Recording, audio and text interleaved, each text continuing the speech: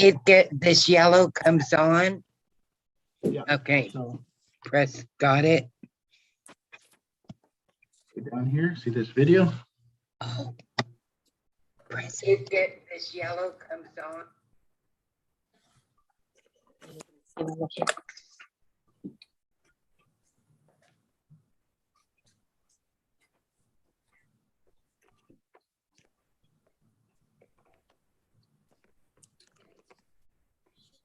It's like a training. 1 second, okay.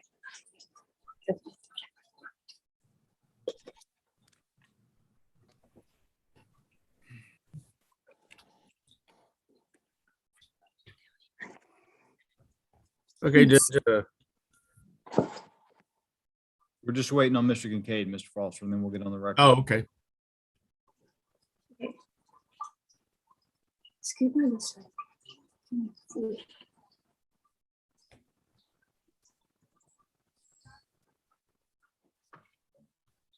All right, let me know when you're ready.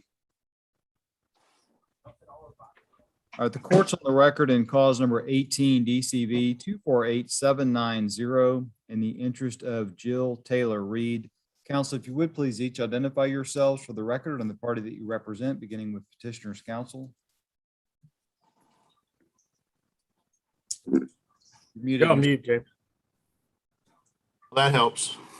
I got everybody else situated, but didn't fix myself. Yes, James Kincaid for the petitioners, Donald and Diane Ernest.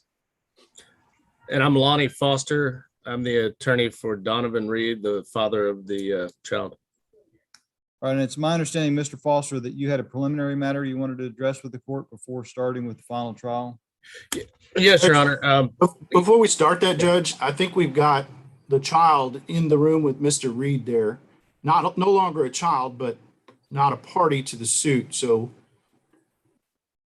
Well, if she's not a child, is she a witness, Mr. Foster? She's going to testify, Judge. All right, well, what we'll do is, well, I'll let y'all do any preliminary matters that we need to address, Mr. Kincaid. yes, Judge, I think the rule should be invoked. All right. So the rule has been invoked. What that means, ma'am, and I'm not sure your name. I guess your name is Jill. Is that correct? Yes, sir. Jill, the rule has been invoked. What that means is, since you're a witness, you're going to have to sit outside the actual room where you can't hear what's going on.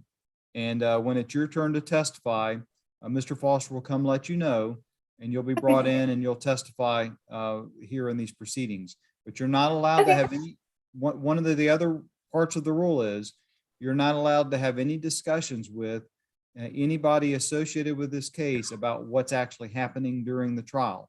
So during, sometimes I'll take a 10-minute break and let everybody get water or go to the restroom.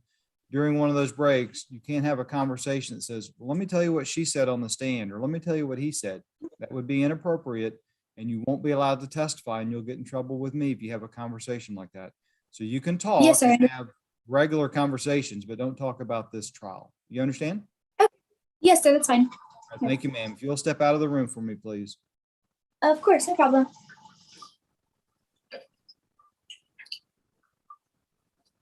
Okay, any other preliminary matters that we need to address from either side?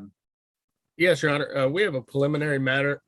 We had filed a response to the petitioners. Well, I guess I need to give you a little bit of background. The petitioners originally filed a termination and adoption of the child back in 2018. And then there's been, I mean, I guess you'll hear everything that's gone on during that time. And then the child turned 18 about almost 2 years ago.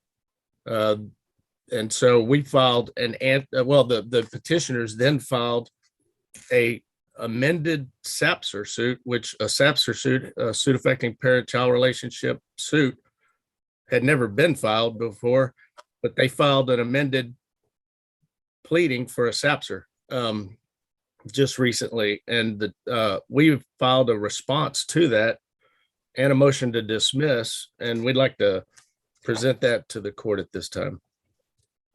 All right. You may proceed on that then. All right. Well, and Your Honor, like I said, this case was filed In 2018, I believe,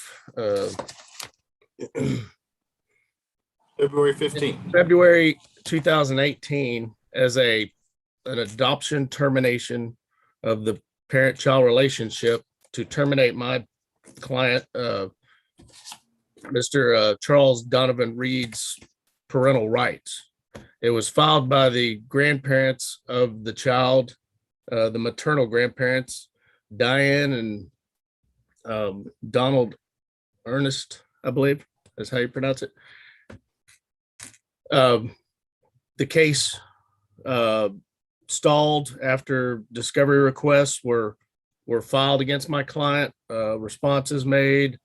Then the petitioners didn't do anything for about a year or so. There was, correspondence from our office. Finally, the attorney for the petitioners at that time, Mr. Black,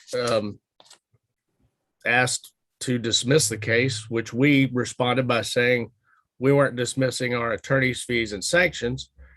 And I believe the court's position when the child turned 18 was that the case was dismissed as a matter of law. We filed a brief with the court, which was eventually heard by this court in January, allowing us to move forward on our sanctions and attorney's fees. Subsequent to that, the petitioners just recently filed a first amended SAPSR suit claiming offsets, I guess, to try and offset our claims for attorney's fees and sanctions by saying that they had possession of the child. Our position, Your Honor, is that filing is moot. It should have been, it was dismissed as a matter of law when the child turned 18. And I don't think the maternal grandparents would have standing at that point that they filed this SAPSR suit anyway. So we're asking the court to dismiss their first amended pleading for a SAPSR suit. Mr. Kincaid, response? Thank you, Judge. Judge's case did start as a termination adoption case filed by the Ernest. They had possession of the child for a period of months prior to filing of that suit. They then had the child for a period of almost a year after they filed the suit.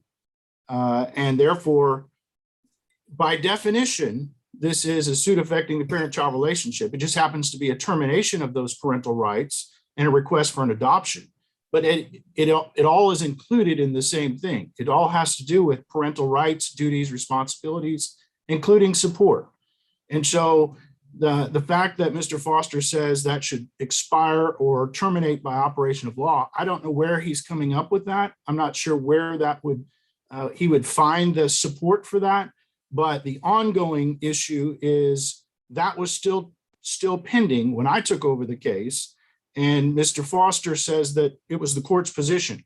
I reviewed entire file of the court's docket entries and orders entered. I don't see anywhere where the court said this was overruled by operation of law.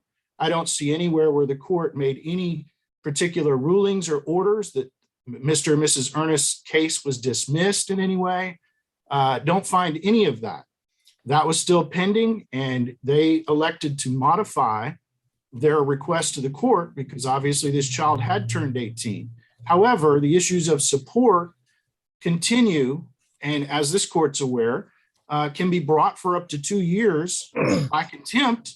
We're not asking for contempt, but could be brought for 2 years by contempt. And certainly this child didn't turn 18 until September of 2019. So we haven't even reached that 2-year mark yet for Mr. Foster to claim that there would be no jurisdiction or that they'd have no standing. I don't believe there was ever a standing lapse because that case had never been dismissed. In fact, it's still pending. As we sit here today, we're now amending that to be a first amended as a SAPSR and abandoning the modification or abandoning the termination and adoption portions of that. However, the support of it, the support portion of it is still what we'd like to proceed upon. Your I Honor, don't know. Go. I don't know if Mr. Black asked for that to be dismissed or not. Again, I don't see that on the court's docket sheet. I don't see it in an order anywhere. As far as Mr. Foster's position that we're asking for offsets, no, we're asking for support for the periods that the child was living with the earnest and they did not receive support for that child. That's what we're asking for. If that happens to be an offset, that's between Mr. Foster and myself based on what happens with the court, or it's up to the court as to how you would rule on the case. But we're asking for a judgment on support. All right, Mr. Foster, response? Yes, Your Honor. The original petition for adoption termination has no pleadings requesting any sort of support. That pleading, I believe, was terminated by operation of law. The child turned 18 years old almost 2 years ago. So that case is moot, except for the court. This court decided that our sanctions and attorney's fees go beyond that period of time and are not dismissed. The original petition, however, though, Judge, says ask for no pleadings requesting any sort of support for the child. The only time they've requested any sort of support was just recently when they filed their first amended SAPSR suit, which and the original petition for termination asks for nothing that the SAPSR suit is asking for. It doesn't ask for managing conservatorship or support or anything. It just asks to terminate the parental rights of my client and for the grandparents to be able to adopt. There was nothing in the pleadings about support from the father. And it's been almost 2 years since the child's turned 18.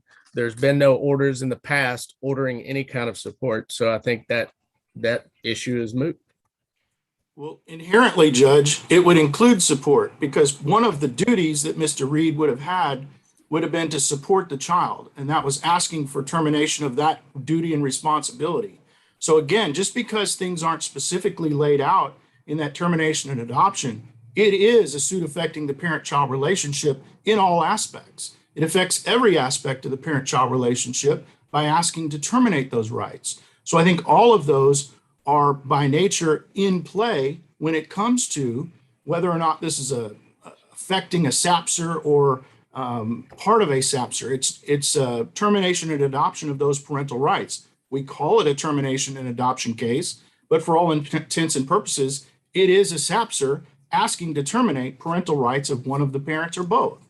And in this case, it asked to terminate Mr. Reed's rights, duties, and responsibilities, one of which included support. And so, again, Mr. Foster is saying or inferring that the court somehow dismissed Mr. and Mrs. Ernest's case, but left his case pending. Again, I don't see that anywhere, Judge. I don't see a docket entry. I don't see an order. I don't see anything to that effect. So I think that this case entirely was still pending. And Mr. and Ms. Ernest have the right to modify their request if they're no longer appropriate or they've changed over the period of time. And that's what they did. All right, so just so the timeline is in my mind, the SAPSR, the first amended SAPSR was filed after the child emancipated. Is that correct? Yeah. Yes, Oh, sir. yes, Your Honor. Just recently filed. And there was no prior orders ordering Mr. Reed to pay support. So the first request for him to provide financial support was in this first amended suit affecting parent-child relationship, which was filed after the child emancipated. Is that Yes, right? Your Honor. The first affirmative request, yes. All right.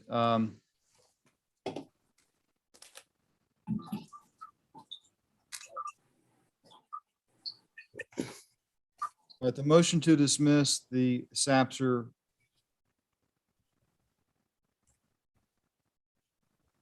request is denied. We're going to proceed with we're going to proceed with both aspects of the case. And Mr. Kincaid, you're the petitioner, so that means you get to proceed first. Anyone that's going to provide testimony, if you would, please raise your right hand to be sworn. Mr. Miss Ernest, if you raise your hand.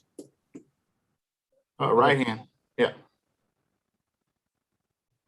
Ma'am, I can't see if you're raising your right hand. All right, thank you.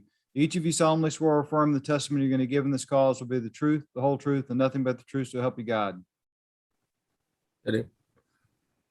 Mr. Reed, Mr. Reed, you need to.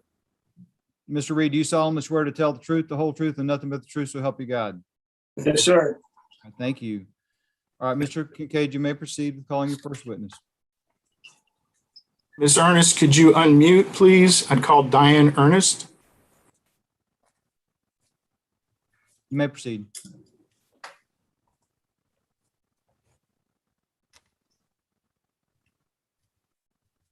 Just tap on that microphone. There you go. Okay, got it. Can you hear me? Yes, Please state your name for the court.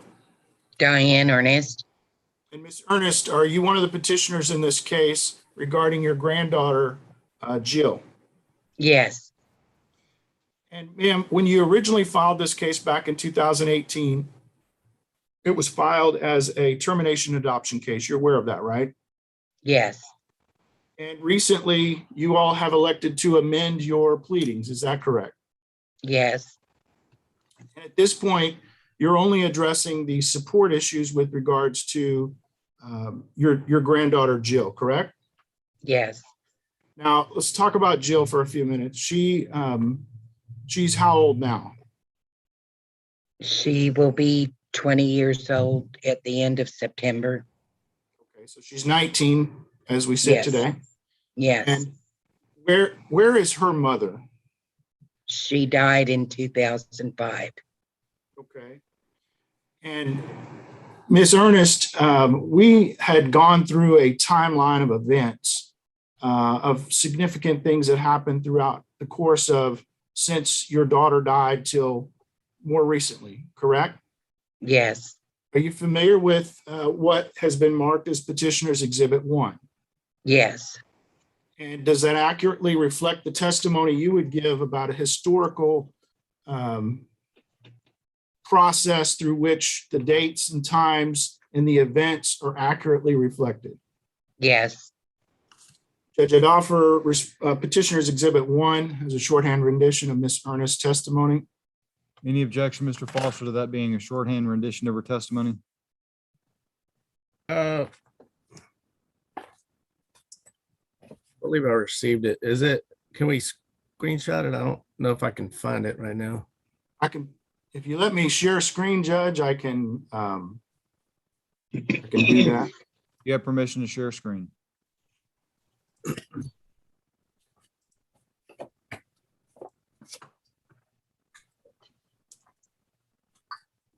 Ms. Ernest, is this what's been marked as Petitioner's 1? yes, And does this accurately reflect the cycle of events from 2005 to 2019 of the things Yeah. that you want the court to be aware of? yes, All right. Judge, I'd offer it again. All right, Minnie, do you have this exhibit?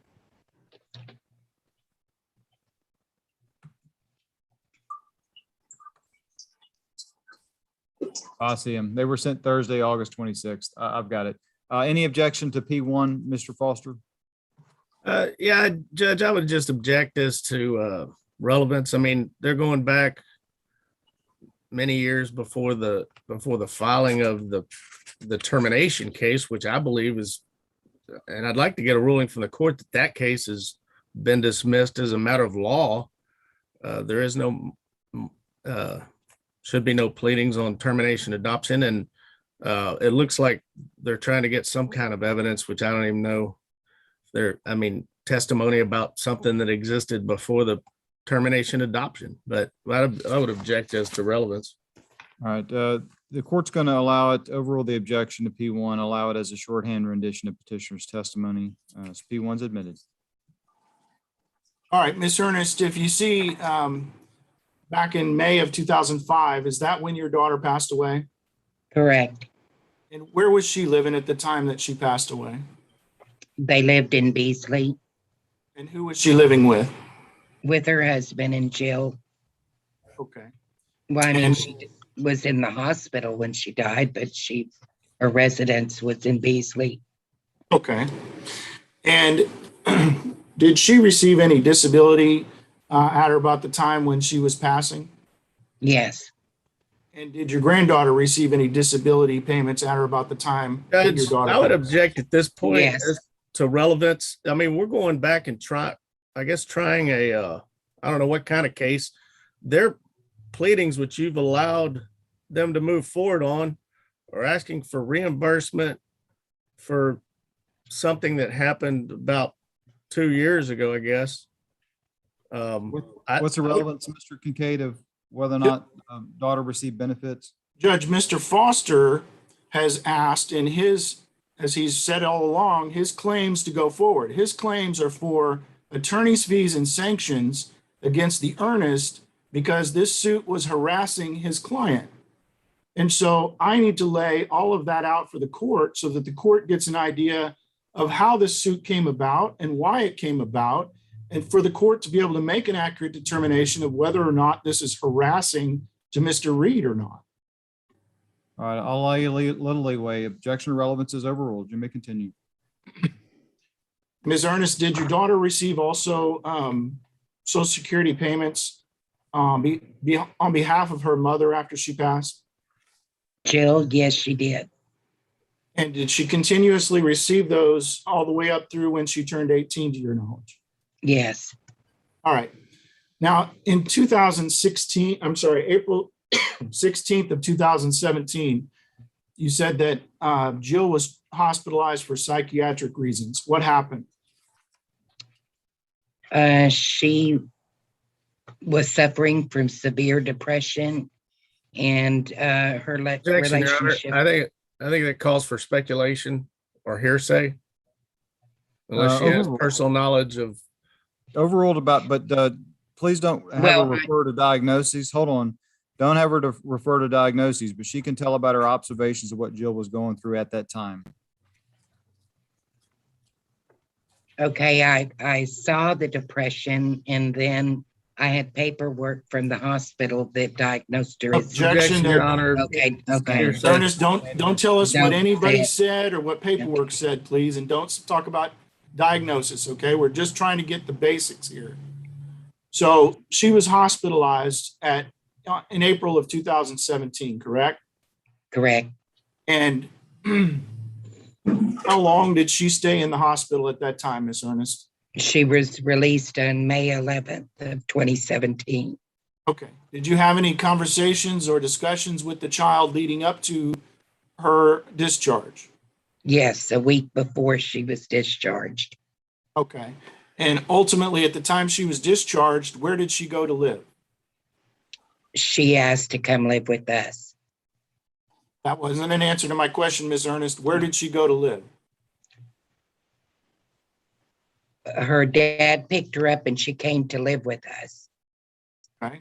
So her dad checked her out of the hospital? Yes, because we didn't have authority to do that. All right.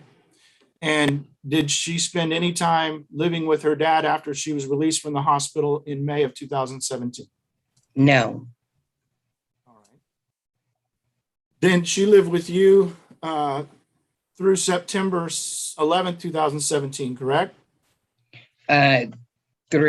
no, she lived with us from May of 2017 to December of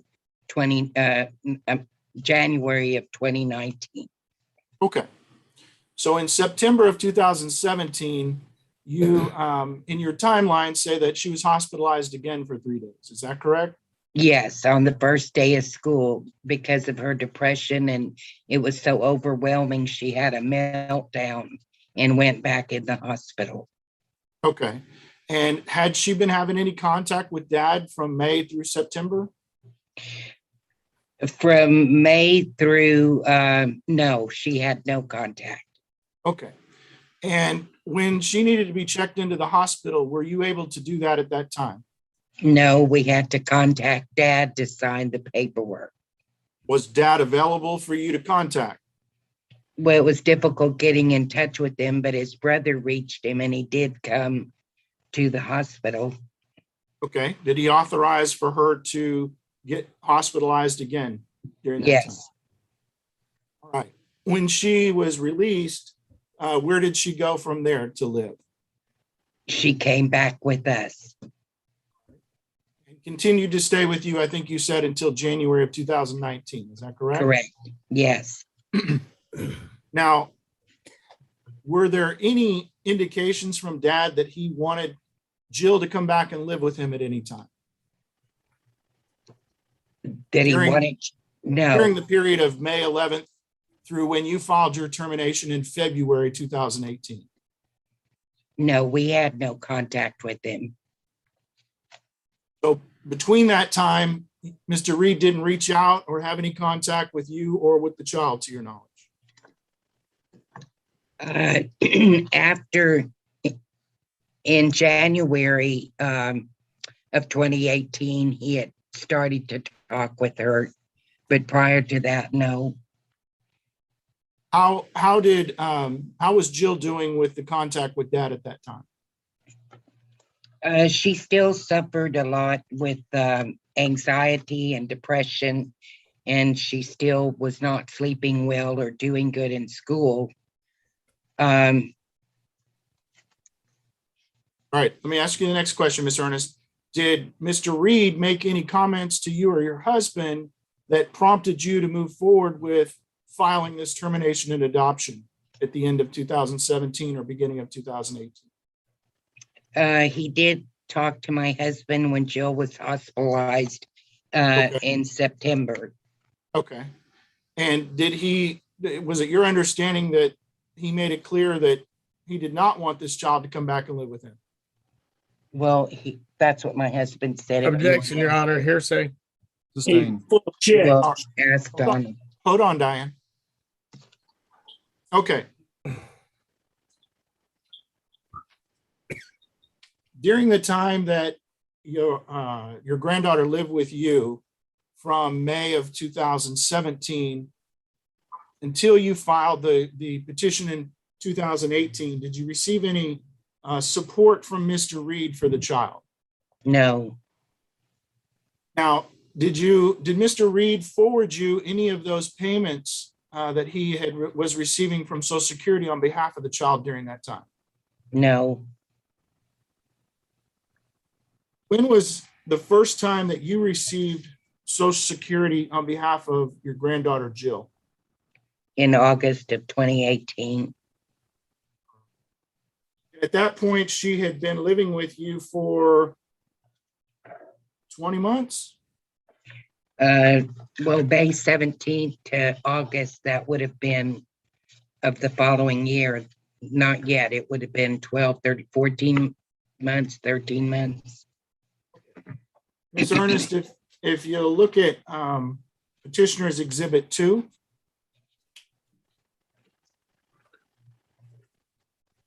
you have that there? Yes, And if I went through each and every date with you on support payments received from Social Security or from Mr. Ernest, would that be an accurate reflection of the support that you received while your granddaughter was residing with you? okay, now repeat that in Exhibit 2 or Exhibit 3? I'm sorry, Exhibit 2. I'm sorry, Exhibit 3. You're better at the exhibits than I am, apparently. On Exhibit 3, would that be an accurate representation of the support that you received for your granddaughter during the months that she resided with you? Yes, Judge, I'd offer Petitioner's 3 as a shorthand rendition. Any objections, Mr. Foster? No objections, Your Honor. P3 is admitted. All right, Ms. Ernest, during any of the months from May of 2017 through when you received the first Social Security payment, did you receive any support from Mr. Reed? no, After you got Social Security benefits coming in from the Social Security Administration for Jill, did Mr. Reed provide any support for you any of the months from August 2018 until January 2019? no, Did Mr. Reed ever forward you any of the money received from Social Security from May 2017 through July 2018 that he received on behalf of Jill? No, Did you and your husband support Jill during that time to the best of your ability for what she needed? yes, Did you receive any support financially from anyone during that time? no, Ms. Ernest, if you look at Petitioner's Exhibit 2, would that be an accurate reflection of the monies that Mr. Reed received on behalf of your daughter or your granddaughter from Social Security that were not shared with you? yes, Judge, I'd offer Petitioners 2 as a shorthand rendition. Any objection to P2 as a shorthand rendition, Mr. Foster? No objections, Judge. P2 is admitted. All right, Ms. Ernest, during that time, Mr. Reed received over $22,000 from Social Security for the support of his daughter, correct? yes, And you're saying he didn't provide any support to you during that time? no, You think that that's right, that he kept that money for himself and not for the support of his daughter? do I think it's right? No, Did I have to give it back? Yes. Mr. Reed, it's not your turn to testify yet, so if you can hold your tongue, and you'll get an opportunity to tell the court everything you want to tell the court, but now's not the time. All right, next question. Okay. Thank you, Judge. Now, Ms. Ernest, if you look at Petitioner's Exhibit 4, is this a letter that you received on behalf of your granddaughter regarding her benefits? yes, And is that a record that you kept on behalf of your granddaughter regarding expenses and items that are, I'm sorry, back that up, expenses and receipts that you had for her while she was in your care? yes, Judge, I'd offer Petitioner's Exhibit 4. Can I see that one, Judge? I don't seem to have that one. We'll put it on the screen, Lonnie. Yeah, if you could.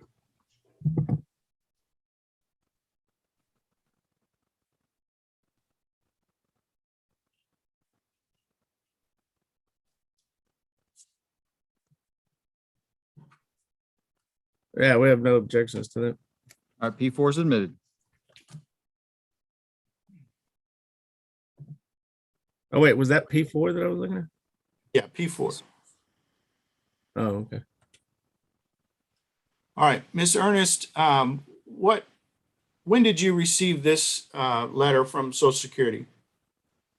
in August,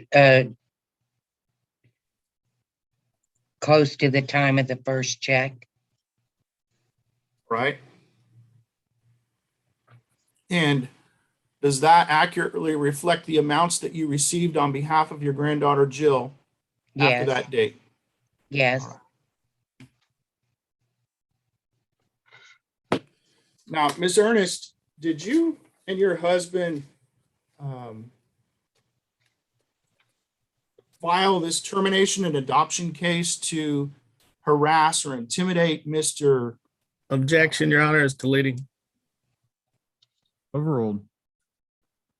Did you or your husband file this case to threaten, harass, or intimidate Mr. Reed in any way with regards to your granddaughter?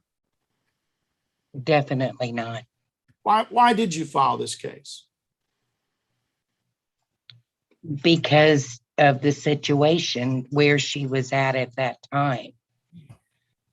What she was, we had her from May through all that time. There was no contact with Jill, her dad, and her dad. And she wanted to go to take driving. There was different issues that came up. Were you for us having to- any, were you having any issues with being able to make decisions for her regarding school or medical? We did have authority for school, but her college, she was getting college letters. It was just a lot of different things that and just her situation with her dad. Well, At does any that of that, time. Ms. Ernest, does any of that include decision-making about her medical? Yes, because we had to go through him and it was whenever she needed an appointment. Was he cooperative in doing that and responsive? Yes, as far as just medical office appointments, it was hard to reach him when she went into the hospital, but he did come to the hospital. Ms. Ernest, on your timeline, you say that your granddaughter went back to live with her father in January of 2021. I'm sorry, 2019. Correct, yes, All right. And then she turned 18 in September of that year, correct? yes, When your granddaughter went back to live with her father at that point, did you have monies on account that you'd received from Social Security that were not spent on her at that time?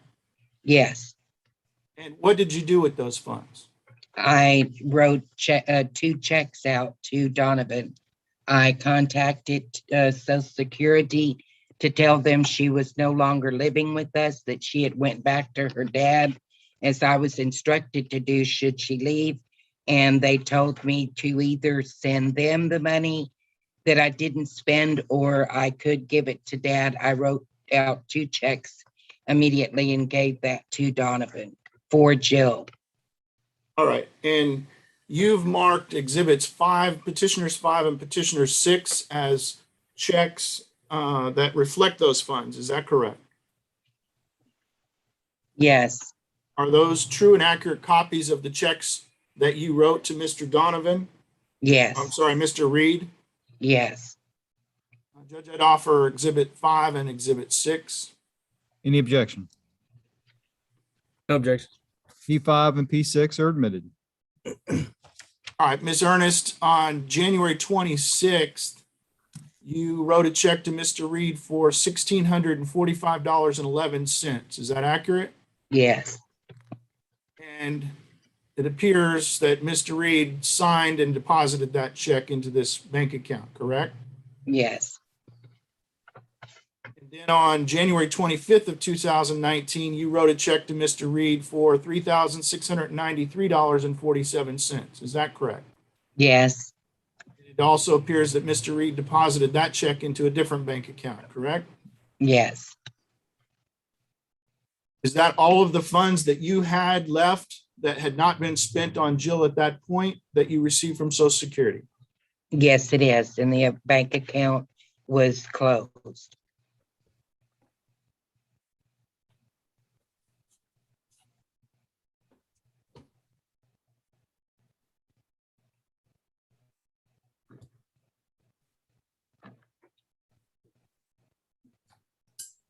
I don't know what I did, Judge, but Yeah, if you can stop sharing your screen if you're done with the exhibits. Mr. Gutierrez. yes, I'm trying to, something happened and all I have is a strip on the side.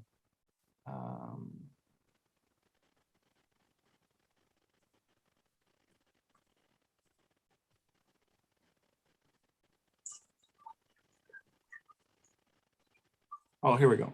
All right. Sorry about that, Judge. Couldn't find the right button. All right, Ms. Ernest, what do you want the court to do today with regards to your case and Mr. Reed's case? What do I truly want to do with it? As far as just settle this and Do you really want Mr. Reed to write you a check? no, I want Mr. Reed to pay his own legal fees as we've paid ours. Pass the witness, Judge. Mr. Foster, your witness. Thank you. How much have you paid in attorney's fees to Mr. Black? $3,500. $3,500? Yes, How much have you paid to Mr. Kincaid? $2,500. All right. Now, you said that you don't believe you were harassing or annoying Donovan Reed, correct? Yes, Statement. yes, So in February 15th of 2018, you and your husband filed a petition to terminate his parental rights, correct? yes, Not asking for anything else, not asking for any monetary compensation, correct? yes, All you were asking for was that his parental rights be terminated forever from his daughter Jill. yes. Okay. At that And- time, Well, that's what I asked you. Back then, Yes. you know what you filed. right. Okay. And at that time, had you ever asked Jill if she wanted her father's rights terminated? Objection, relevance, Judge. What's the relevance, Mr. Foster? Judge, I think that goes to harassment and annoying and what their position is on why they filed it. I mean, they obviously are talking about the child's mental state and what was happening with her. I need to know if these grandparents knew what was going on in this child's life and whether she wanted to be completely separated from her father legally. They obviously knew because they had her in their house. That would be a situation, Judge, I think, where we need to keep the child out of that. And she's a child. She doesn't get to make decisions on that. But Well, I understand that, but he didn't ask what the child said. He's just asking if they had a conversation with the child. So the objection's overruled. You may answer that, ma'am. Yes, we did discuss this with Jill. It's my understanding she doesn't recall it, but it was discussed with her and her situation with her dad. And at that time, she was very bitter and upset and frustrated with the way things were with her dad. Very upset about no contact for Christmas and Thanksgiving, which Thanksgiving was a big deal in their family. And she was a 16-year-old girl at the time, correct? Yes. And you're saying Well, she turned 17. Yes, she was 16 when she came. Okay. And when you filed it, she was what, 16, almost 17? Yes, Okay. And so you're saying a 16-year-old girl was having trouble with her dad? they weren't speaking. They Okay. didn't speak till January. You think that's out of the ordinary for a 16-year-old girl to be mad at her dad?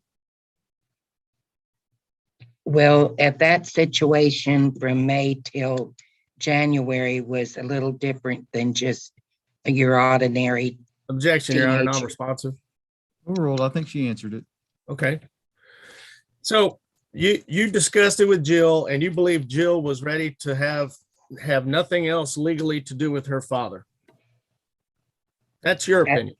Yes, From what Jill discussed with you, you felt like her father needed to be completely out of her life legally. I'm going to object as the relevance to that. Judge, it's what they filed. Overruled. You're asking a child's opinion. No, I was just asking her opinion. Yeah. Okay. So in your opinion, after speaking with the child and seeing the circumstances, you felt like you needed to just eliminate her biological father forever. well, not exactly. Well, that's what you filed. Yes, I know it is what got Okay. filed. All right. So that's what you filed. And then shortly thereafter, if you would have changed your mind about it, you could have just dismissed your case, correct? Yes, and we did And- in May. And yet you didn't. No, we did in May of 2018. You never But- filed a motion to dismiss this case, ma'am. Mr. Black never filed the motion. We did not know that Mr. Black was supposed to file a motion. Okay, my question is, did you ever file a motion to dismiss your case? No, Okay. we In did. fact, after that filing, you sent discovery requests to Mr. Donovan McReed, correct? Requesting documents and answering questions. Well, we didn't, Mr. Black did, Okay. but at that time is when Right. we told Mr. Black. Objection, Your Honor, non-responsive. after that. Saying after Mr. Black did. Okay, so your attorney filed discovery and you know what that was all about because I'm sure you got copies of it, right? No, we got paperwork to fill out, and at that time is when we told him we didn't want to Objection, go Your Honor, on not with it. responsive at that point. Sustained after no, I guess. Next question. All right, now.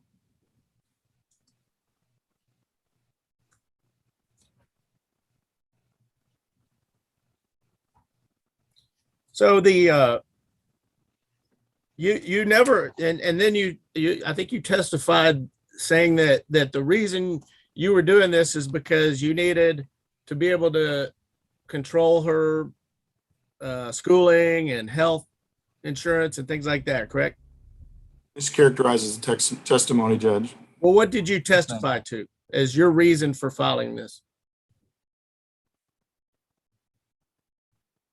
We wanted legal custody so that we could speak for her till she was 18. Okay, did that also include terminating Mr. Reed's parental rights forever?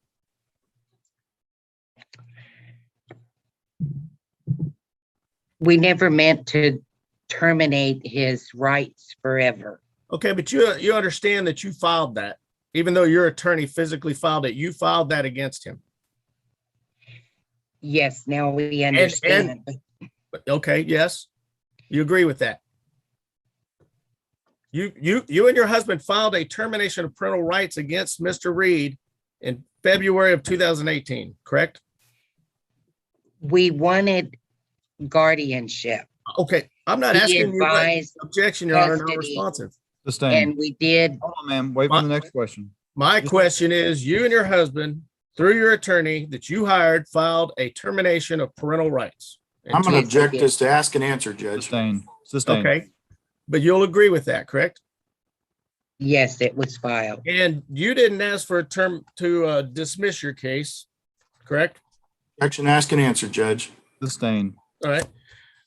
And on March 18th of this year, what did you file? Or do you know? Yes, What did you file? the support for support. Okay, and how old was your granddaughter for this when you filed for this support? 19. But Okay, it's for she's back. 19 years old, and you're now asking the court for support in March of this year.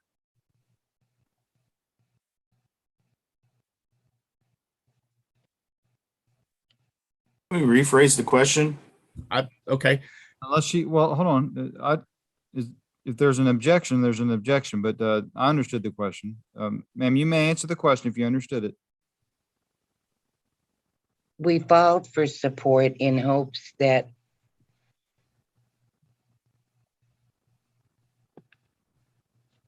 Donovan would drop the $7,500 that he wanted. okay, that's exactly true, ma'am. You filed it. Objection to the sidebar, Judge. Sustained. Okay.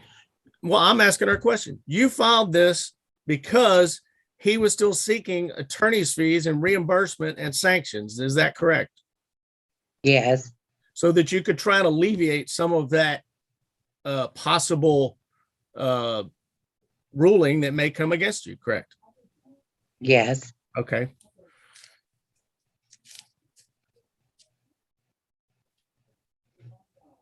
During the time that Jill was living with you and your husband, did you ever ask Donovan for any support other than the Social Security issue? We didn't speak to Donovan when Jill was with us. So is that a no? Yes, Okay. it's no, we did not. And as far as these checks that you provided to the court, you said that you wrote checks to Mr. Reed. Those were actually not funds from you and your husband, correct? No, they were from the Social Security account. Okay.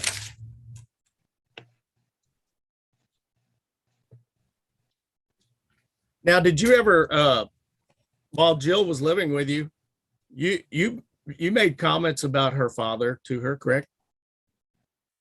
Objection, relevance, Judge. Judge, while Jill was living with you, you made comments about her father to her, didn't you? Like, what do you mean comments to her? I'm Did just we asking you if discuss you the made derogatory situation? comments about her father to her. You say derogatory comments, Lonnie? Any comments that you made about her father that may not be very nice. Let's put it that way. Other than we were upset when she got upset when he said he was going to pick her up to take her out for dinner and then he didn't, or when he did things that we felt we saw her reaction to him protective. Yes, I can't say that, but as far as I don't feel that I said anything any more than each of you would say if you saw your grandchild suffering. I'm asking you what you said to your granddaughter about her father while she was living with you. You don't recall? Yeah, I recall it when she was living with us, what all went on. Did you make the degrading comments about her father to her? I probably did say that I felt it was unfair, and I sided with her when she talked with me about situations. The main reason she came to live with you and your husband is that she was dating an older boy and her father didn't approve of it. That's correct? That's the main reason she moved in with y'all. Well, that I'm really not even aware of that situation or the details of that situation. All I know is about the hospital stay, that she was in the hospital for over 30 days. When she was released, she had to continue her psychiatric counseling. Every day she went, we took her, and she finished school in a changes, a psychiatric affiliated situation. And she continued her counseling for the whole time she lived with us. Objection, non-responsive, Judge. Sustained. So Jill would probably be the best person to let this court know why she moved in with you guys, correct? Yes. Okay. We pass witness, Judge. Mr. Kincaid, anything further from this witness? Just a couple, Judge. Miss Ernest, did you have issues with your attorney, Mr. Black, when this case started? Well, we How did. let me rephrase the question. Did you have issues with how Mr. Black handled the case based on what you hired him to do? Yes, definitely. All right. And was Mr. Black responsive to you throughout the case? No. Was Mr. Black responsive to the court or to Mr. Foster during the course of this case? No. Objection, that'd be speculation, Judge. Sustained. What did Mr. Black keep you and your husband informed of the things that were going on with the litigation, such as discovery or hearings and things of that nature? No. And you said earlier that you wanted Mr. Reed to just pay his own attorney's fees. Do you think it's fair that he would keep all that money and not support his daughter and then ask for Objection, you Your to pay Honor, fees? deleting. Sustained.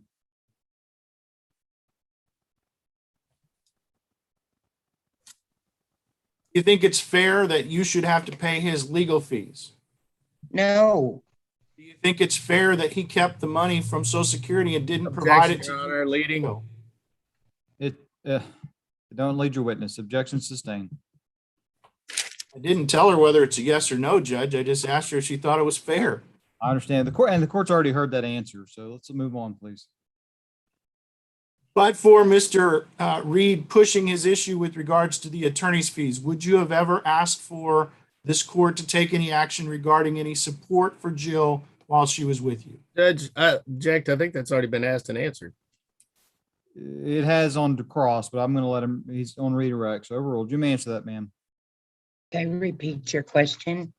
But for Mr. Reed pushing the issue about you paying for attorney's fees and wanting you to be sanctioned, would you have asked this court to take any action on the support for Jill while she was residing with you? No, we didn't initially want support. Pass the witness, Judge. Mr. Foster, anything further? Just briefly, do you think it's fair that your granddaughter, that her father should have to pay his attorney's fees when you and your husband tried to terminate his rights?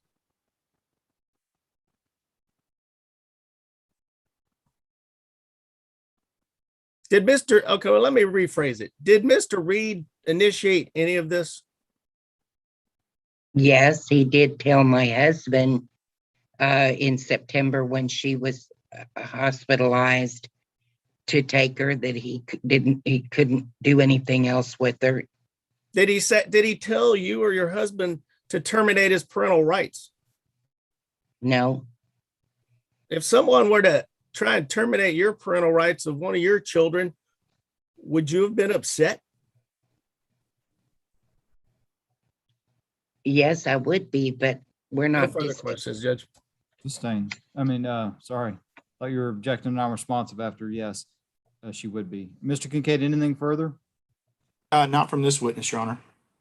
All right, Mr. Kincaid, you may call your next witness. Call Donald Ernest. Please state your name for the court, Mr. Ernest. Donald Ernest, say your name. Oh, Donald Ernest. Ms. Ernest, you can't say anything to Mr. Ernest during this process, so you need to remain silent, please. Please state your name for the court, Mr. Ernest. Donald Ernest. Mr. Ernest, you've listened to the testimony that your wife's given in this case, correct? That's correct. Do you believe that she's accurately represented to the court the way that things have gone over the past few years with regards to your daughter Jill in this lawsuit? Exactly. Do you think That's that right. she's misrepresented anything to this court? No. Now, have you also participated in helping to raise your granddaughter Jill over the last few years? Yes, I have. And back in 2017, previous to you filing your petition to terminate Mr. Reed's parental rights, did you and Mr. Reed have a conversation about Jill? Yes, we did. At the hospital that night, we picked her up. He said, What did he tell you that you found significant with regards to this case being filed? he told me to take her, that he couldn't do anything with her. And she had been in the hospital with the mental problem before we took her. So you had already had her living with you for several months leading up to that conversation, correct? That's correct. And how did you take what he said to you as far as how that affected what you did or what you filed with the court? And that was a bad question, but if you understand, go ahead and answer. He didn't want to do anything with her anymore. Like I say, he was fed up with the situation. And he asked me if I'd take her. And I said, of course. And like I say, he's a grown man. He knew that he didn't send any money, in her behalf. It wasn't something that a man would have to ask another man to take care of his daughter. Really? Let me ask you the next question, Mr. Ernest. Did any time you consider filing anything to harass Mr. Reed? No, At any time, did you file anything with the intention of making him upset or mad? no, Do you feel like what you filed was appropriate given the circumstances of your granddaughter and the conversations you'd had with Mr. Reed at that point? at that time, that's what I thought. And at the time you filed that petition, Mr. Reed hadn't spoken with his granddaughter for over 6 months. With his daughter for over 6 months. Is that correct? That's correct. I'll pass the witness. Mr. Foster, your witness. Thank you, Judge. So you're saying that to this court that you knew what you were filing, correct? No, Mr. Black was the one that filed it. Okay. I know Well, nothing about the law. I thought you told your attorney that you knew what you were filing.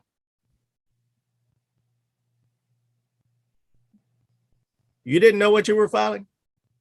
Not really. I'm not a lawyer. Okay. What did you tell your lawyer you wanted to file?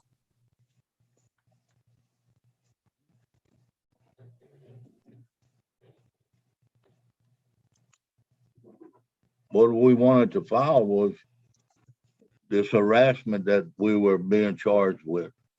Well, I'm I not wanted, I'm not talking about that was after you had filed. We filed a response, but I'm talking about initially. I think you told your attorney you knew what you were filing when you filed it. What were you filing? for him not to be, wanting us to pay his legal fees. Well, that wasn't at that point, Mr. Ernest. I'm talking about when you and your wife originally filed this case with Mr. Black.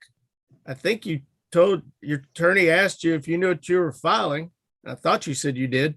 Do you know what you filed initially in February of 2018?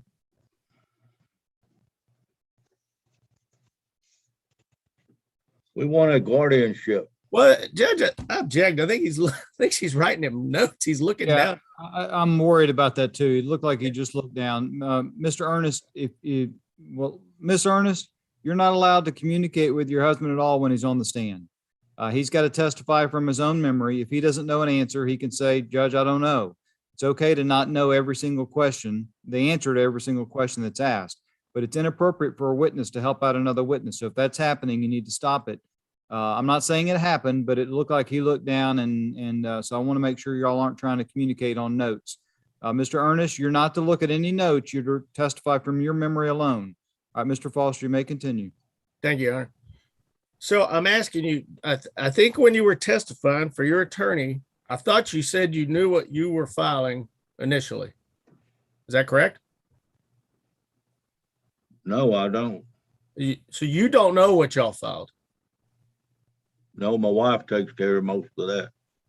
Okay. Did you know at any point after February of 2018 what you and your wife filed?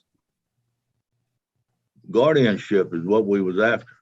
Well, okay.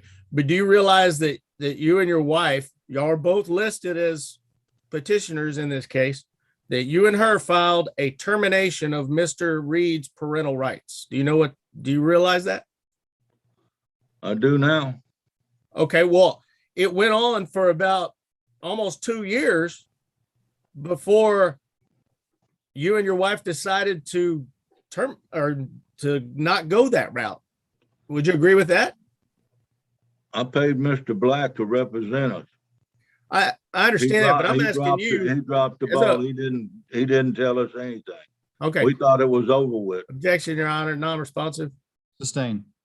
I'm asking you, you and your wife are listed as petitioners. Y'all filed this. You should know what you're filing. It may have taken you a while to realize what you're filing, I guess, but you'll agree with me. It went for at least 2 years before you and your wife decided that's not what we want to go after, to terminate this parental rights of Mr. Reed.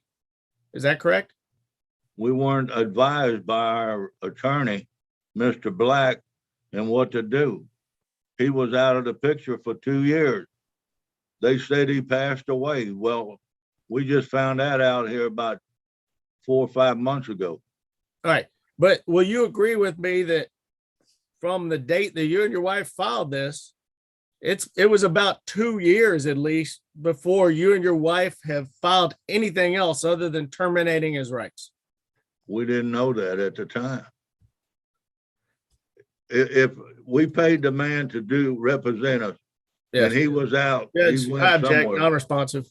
Sustained after we didn't know that at that time. Judge, can we ask the court to take judicial knowledge of the date of filing and from the date of the most amended pleading that they have? Any objection, Mr. Kincaid, to me taking judicial notice of the dates of the pleadings by your clients? No, Judge. The court will take judicial notice of the date of the pleadings. All right, thank you, Judge. Now, you said that you didn't file this to harass Donovan Reed, correct? No.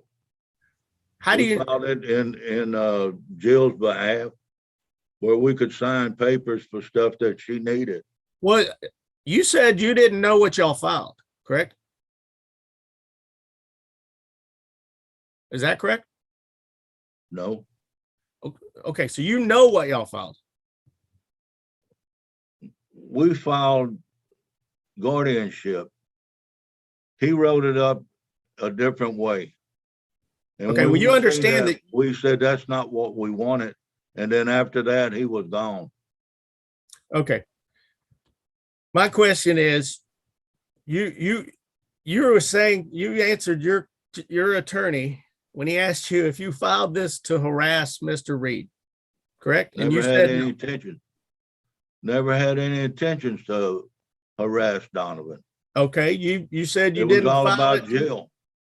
You said you didn't file it to make him mad, correct? No, Okay. If someone were trying to terminate your parental rights of one of your children, make it to where you couldn't be the parent of them ever again, would that make you mad? it all depends on the circumstance. No, I'm asking you as a father. You're a father of children, correct? Well, I treated my children right. Objection, Your Honor, non-responsive. Abstain. I'm asking you if you had children, if you have children. I have children. Object is irrelevance, Judge. Well, Judge, I think he asked him if, Sustain. so you don't think that Donovan Reed was mad or felt harassed when you and your wife tried to terminate his parental rights forever? Objection calls for speculation, Judge. Sustain. Did you ever ask Donovan for any money while his daughter was staying with you? No, but I was waiting Okay. for him to send us something. Objection, Your Honor, non-responsive after that. Sustained after no. Mr. Ernst, just answer the question that's asked. Don't volunteer more information. Now you're saying that Donovan Reed told you, take her. I can't do anything with her. Correct? I think That's that was your correct. exact words. That's what he told me. Okay. Did you ever have a daughter? Objection relevance, Judge. I have 3 daughters. Hold One on, is dead. hold on, Mr. Ernst. Objections overruled. You may answer that, sir. You had daughters? Yes, Okay. Does a 16-year-old girl, is she always going to listen to her dad? mine did. Oh, well, thank God. Okay. No further questions, Judge. Mr. Kincaid. I'm going to call my brother as a witness. He has 4 girls.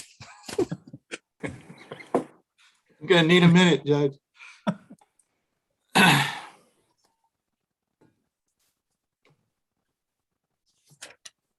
Just a couple, Judge.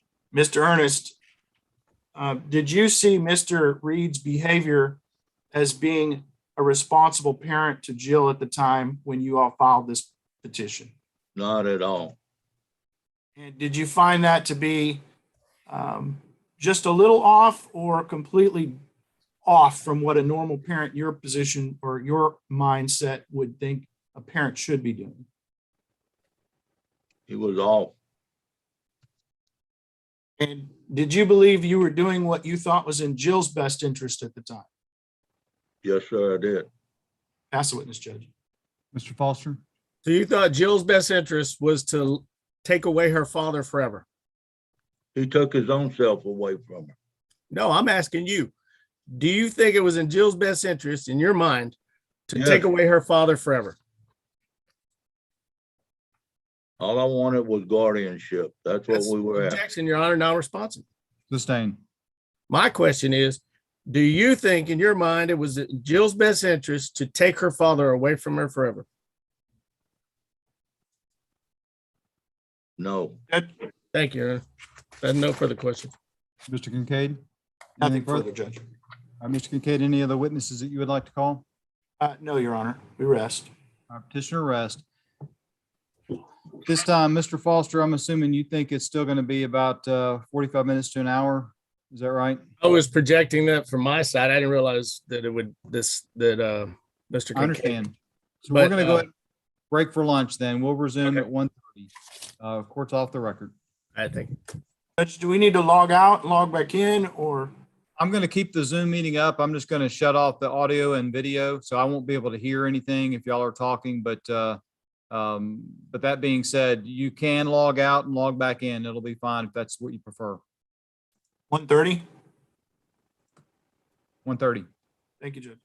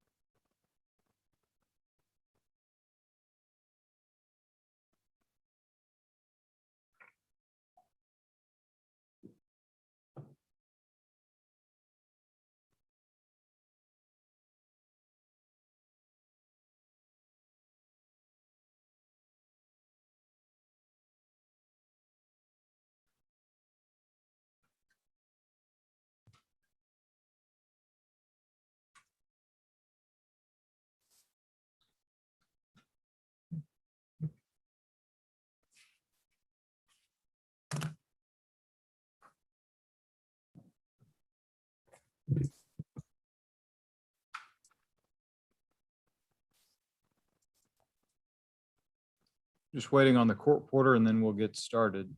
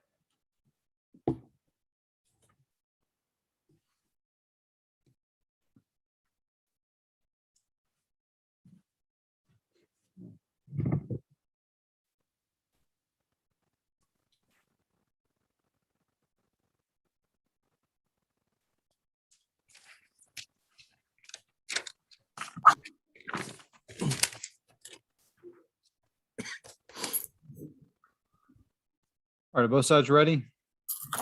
Yes, sir. Yes, Judge. It looks like Mr. Reed's in a different location. I'm just making sure he didn't move to wherever the other witness was.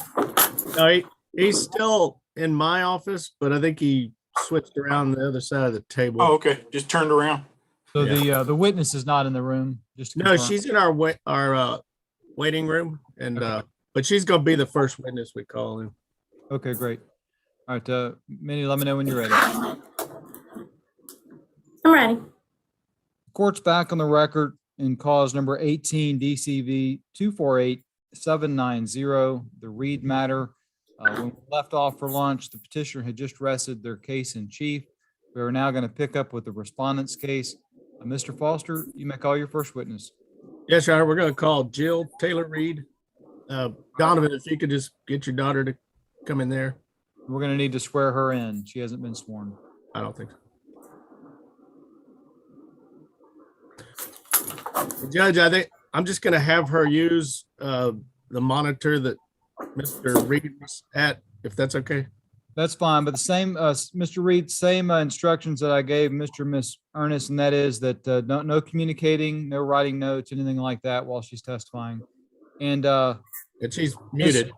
Miss Reed, did I don't recall swearing you in this morning. I know I did everybody else, but were you still present when I swore everybody in? No, sir. I didn't think so. Okay, if you would please raise your right hand to be sworn. Do you solemnly swear or affirm the testimony that you're going to give will be the truth, the whole truth, and nothing but the truth, so help you God? I swear. All right, Mr. Foster, you may proceed. Thank you, Your Honor. Can you state your name for the record, please? Me? Yes. Oh, sorry. Jill Reed. Okay, and you're Jill Taylor Reed, correct? Yes, sir. All right, and you know why we're here on this case? Yes, sir. What is your understanding of why we're in this trial? A few years ago, my father had a disagreement with any parent child. And I'm sorry. I'm sorry. She broke up a little bit. A few years ago, my father had a disagreement. Me and my father had a disagreement, and we needed to work through our differences. And the best way to do that was a little bit of time apart, and it led to all of this. Okay, and do you know what exactly was filed by your grandparents? They filed for adoption, as far as I know. Yeah. Okay, and Yes. termination of your father's rights? Yes, sir. Okay, when did you find out about that filing? I was 16. I think I saw a piece of paper on the kitchen table at my grandparents' house, and that's kind of how I found out about it. Did you approach them on it, or? Not that I can remember. I don't ever remember being talked to about it. It was never discussed with me. I mean, obviously, I would have already said Objection no. non-responsive after the initial answer, Judge. Okay, Sustained. so, and when did you, so prior to that, had you ever mentioned to your grandparents, that you wished for your father's rights to be terminated? No, Relevance, sir. Judge. Overruled. Had you ever mentioned to your grandparents that you wanted your father's rights to be terminated? No, sir. At any point at that time when you were 16, and I think you said you and your father had some issues, did you ever wish to never see your father again, or? No, sir. No, Okay. that was the case. And did your grandparents tell you why they filed this? I never was really ever given a straight answer onto why. It was all like Objection non-responsive after that answer, Judge. Sustained. What did they tell you about it? I was really just told that they were filing for adoption and his like everything. Objection It- non-responsive after that answer, Judge. Overruled. Is there anything else they told you other than that they were just for adoption? Not necessarily really. I was told it was for so they could get adoption. There are differences I try to stay out of really, but then again, I was always brought into them. Objection non-responsive, Judge. Sustained. Okay. Now, at about that time when you said you and your father had some issues, and so you went to live with your grandparents, correct? Yes, sir. Yes, sir. Correct. Was that by agreement of all the parties? In the beginning, yes, sir. Okay. And at some point you decided to move back Yes, sir. with your dad? Yes, Okay. sir. And one, I guess for the record, let's make it clear. This is your father sitting next to you, Donovan Reed? Yes, sir. Correct. And your mother, who is your mother? My mother is Cherie Reed. She passed away whenever I was young. Okay, when you were about 4 years old or so? I was 3. 3. It was Okay. a few months before I turned 4. Okay, and that's the grandparents who filed this case, that's her biological child. Or Yes. that's their biological child, correct? Your mother? Yeah. Mhm. Okay. Now, while you were living with your grandparents, were your grandparents, did they say good things about your father, Donovan? Relevance, Judge. But What's the relevance, Mr. Judge, I think it goes to whether their intent on filing this to harass and annoy someone. I think their opinion of the father goes a long way into what we're here for today. But she testified that what she was told as far as what their intent was already. Well, I asked what they had told her about filing it, but I'm asking what they had told her about her father and what they thought of him. I think that's what they believe in her All right, I'm father. gonna allow a little bit of it. Overruled. You may answer that, ma'am. So did your grandparents speak highly of your father most of the time? Absolutely not. No, sir. What did they say specifically about your father? There for a few things that stick out the most to me, anytime that I would have an idea of something I wanted to do with my dad, I was always told that it was stupid or why would I want to do that? There would be instances where even if I just said something about my dad and my stepmother, they would immediately just start bashing them. Whenever I was younger, How would they bash them? What would they say? growing up, not necessarily even growing up. Judge, I'm just- going to object. I'm going to object to the time frame on this. I Sustained. think While you were living with them during this time, What did they say about your father specifically? That he was an alcoholic, that he was abusive, that he didn't ever really care about me, never, like, there was no structure or anything, that he just didn't care. Like, he didn't want to be a parent, and they made it see, or they would say how he was never taking care of me and stuff like that. What do you think about your father? I can honestly say my father is one of my biggest supporters and has always been by my side throughout like everything. There wouldn't be, I could text my dad at any given time and my dad would be by my side in a literal heartbeat. Like there would be nothing that he wouldn't do for me. Yeah. Okay. You understand? Do you understand that he paid our firm money? Yes, sir. I understand. Do you know how Objection, much he Judge. paid Calls us? for hearsay. Sustained. Okay. But since being back with your dad and talking about things, how do you think this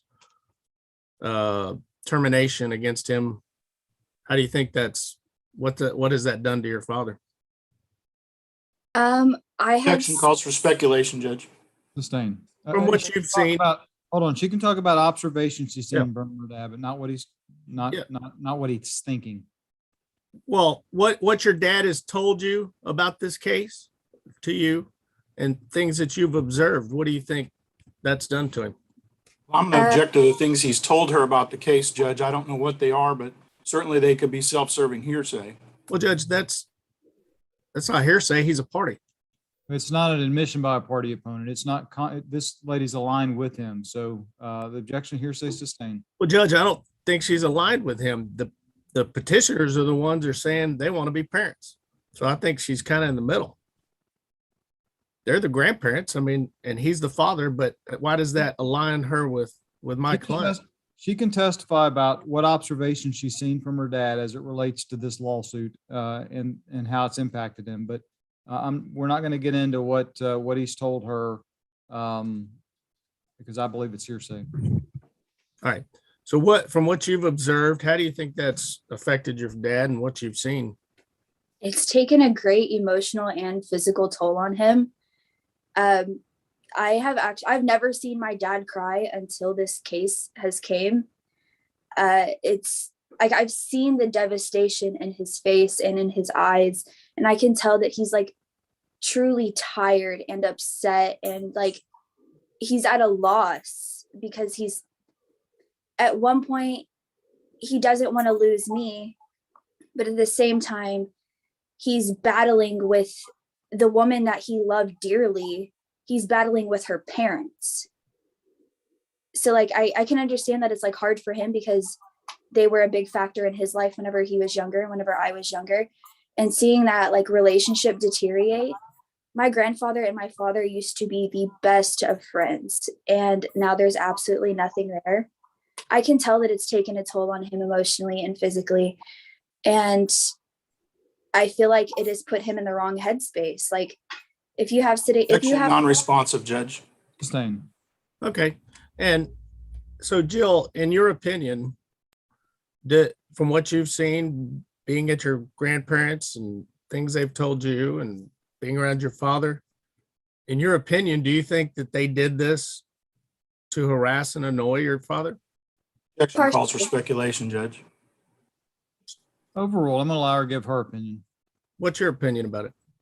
I feel like partially it has been to harass and like attack my father. I also feel like Objection non-responsive. Overruled. And what? I also feel like they are trying to get my mother back through me. Objection, Judge. This is not an answer to his question. Sustained.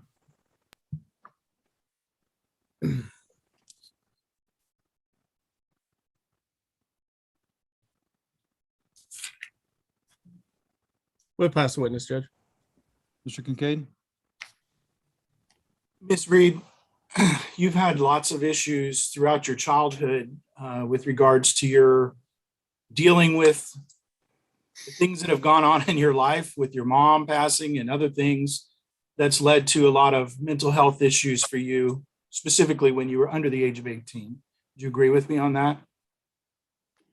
I don't necessarily feel that my mental illnesses and stuff is because of this and caused of this. Genuinely growing up, you have issues. Everybody has depression. Everybody has anxiety at some point in their life. I Oh. don't purposely on just because of this situation. Well, you've had those issues in your life for whatever reasons, growing up as a kid and before you turned 18, correct? Yes, sir.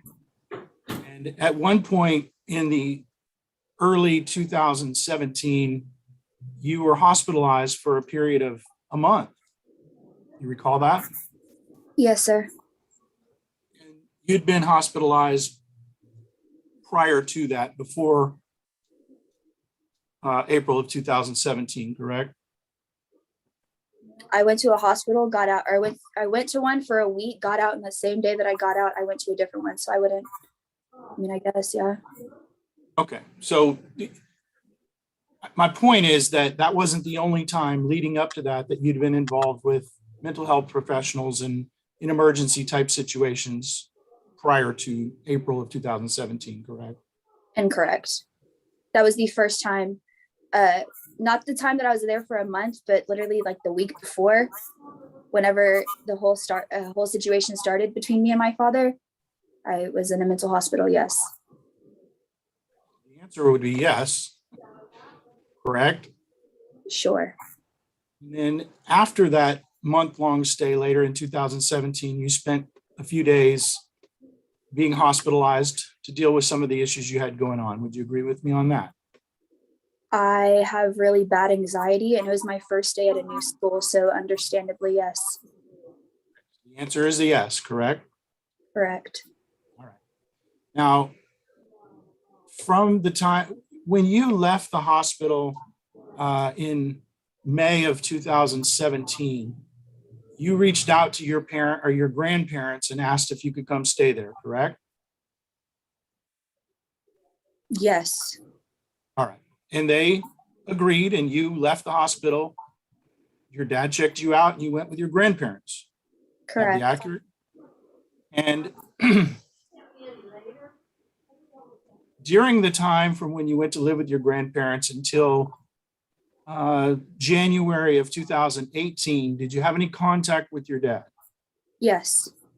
What type of contact did you have? He would show up to my dance competitions and to football games whenever I was performing. I would go out to eat with them occasionally. I would text my parents almost weekly. There was also, I went to therapy, and my dad was there for every therapy session. Do you think that was between April of 2017 and January of 2018? Correct. Yes, sir, it was. So why were you so upset when your dad did not reach out to you for Thanksgiving 2017? Don't you like to see your family on holidays? Hold on, ma'am. You're not to ask questions. You're to answer questions. Just answer his question. That upset you, didn't it?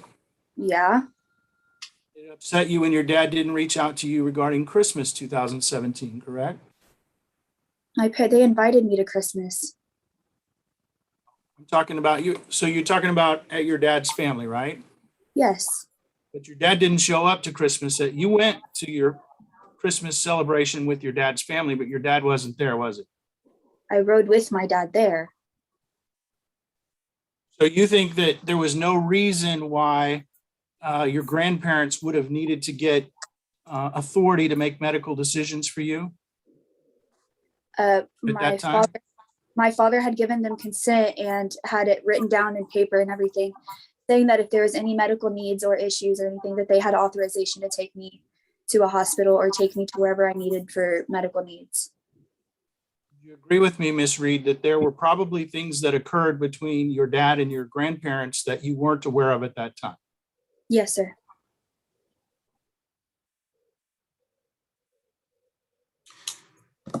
Now, how long was it that you did not have contact with your father when you went to live with your grandparents? maybe like the first 2 months of living there while things were still extremely tense. And like it was kind of hard for us to talk to each other. You said your dad was at a loss with regards to these pleadings that were filed. When was that? When did you see that? I don't quite remember. Was it when they were first filed, or was it sometime later? I'm guessing a few weeks after they were filed, whenever I saw the papers. I'm not quite sure how long they took to be mailed or anything like that, so I'm not sure. When you saw the papers, did you see your dad? No. So it wouldn't have been at that time. It'd have been sometime later, correct? Can you say your question again, please? Wouldn't have been at the time when it was filed or when he was served, because you didn't see him at that time, correct? So it would have been sometime after the fact, Correct. but you don't remember specifically when that was. No, sir. Pass witness, Judge. Mr. Foster, any redirect? No further questions of this witness, Judge. May this witness be excused from the roll? Yes. Yeah. Yes, Judge. All right, ma'am, you're more than welcome to stay in the room if you'd like to stay in the room, but Mr. Reed will need to be back on the screen. You're finished testifying. Thank you very much. All right, Mr. Foster, you may call your next witness. Yes, Your Honor, I called Charles Donovan Reed. You may proceed. Thank you. Can you state your name for the record, please? Charles Donovan Reed. And you go by Donovan Reed?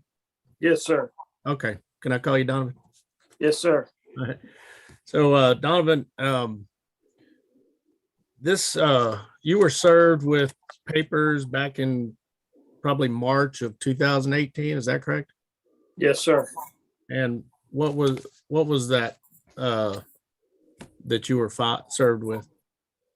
Termination of my rights of my daughter. Okay. And did you come to our office to seek counsel? Yes, sir. And you hired our firm to represent you? Yes, sir. I was not going to lose the custody of my daughter. Okay. And at that time, I think you had paid us to date $7,500, correct? Yes, sir. That Towards is the correct. case.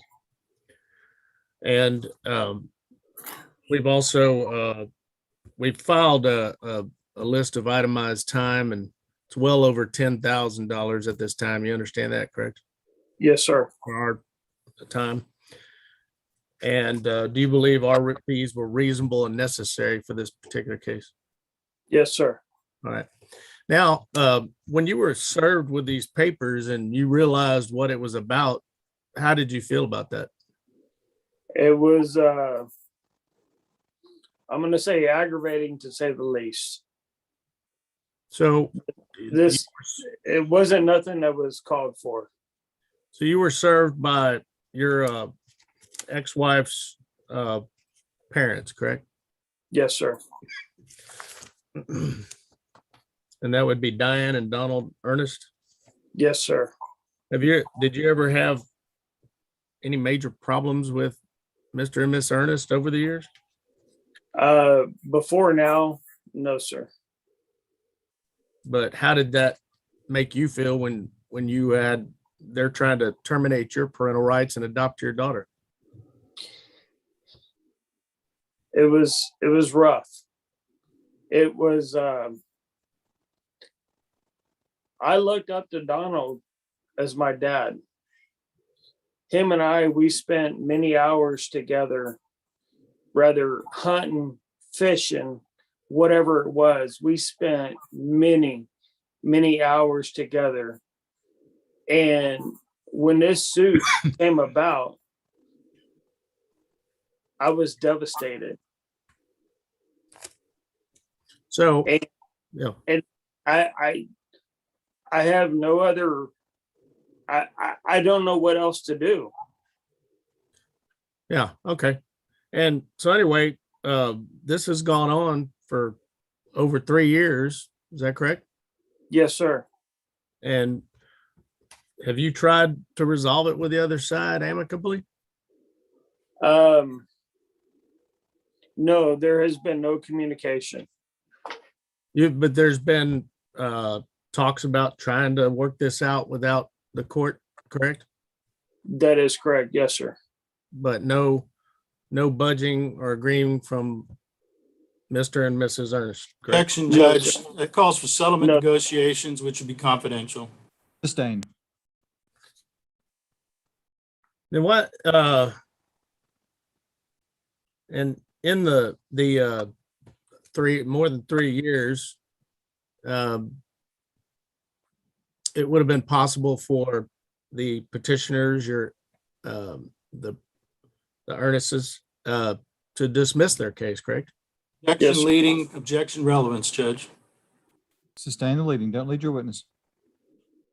Do you believe that Mr. and Miss Ernst could have gotten rid of this case in some way? Yes, sir. Speculation, Judge. Sustain. It's just on speculation.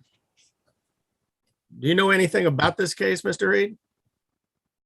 Only that they tried to take my daughter away from me. Okay, and do you know anything about the legal system of filing cases or dismissing them? I know a little bit. I followed it on Tyler Paul, and I know the things that have been filed. Objection And non-responsive, Judge. Sustain. Okay, have the Ernsts in the 3 years that this thing has been going on ever tried to tell you personally that they would want to get rid of this thing? No, sir. Objection, Judge, calls for speculation on settlement negotiations. Overruled. He's asking if they told him. Overruled. Okay, now, what, in your opinion, Donovan, do you think why do you think they did this to you? Objection, speculation, Judge. Sustained. Okay, do you feel like they were harassing and annoying you, in your opinion? Yes, sir. I do. Leading, Judge.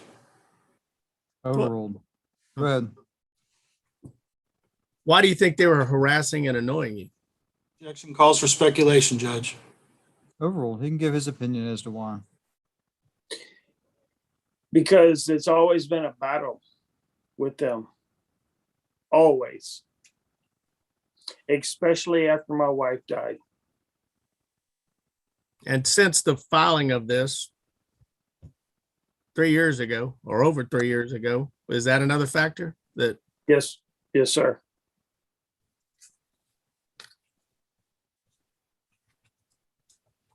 You and your daughter have a good relationship? Yes, sir. Damn right we do. And have you ever considered not being her father? No, sir.